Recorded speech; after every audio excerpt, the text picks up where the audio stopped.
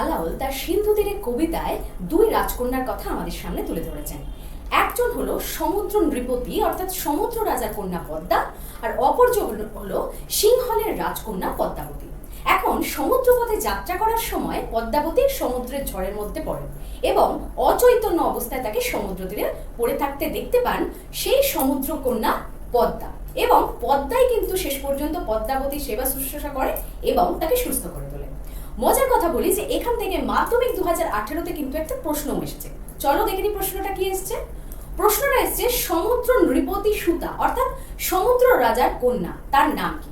চারটে অপশন দেওয়া থাকবে, অপশনগুলো হচ্ছে লক্ষ্মী, পদ্মা, উমা, বারুণী। সঠিক উত্তরটা আমি একটু আগেই বলেছি, সঠিক উত্তরটা কিন্তু হচ্ছে সমুদ্র রাজার কন্যা হলো পদ্মা। তাহলে সামনেই মাধ্যমিক, তার প্রিপারেশন এবং সাজেশনের জন্য আমাদের চ্যানেল মিনসা একাডেমিকে সাবস্ক্রাইব করতে একদম ভুলবেন না।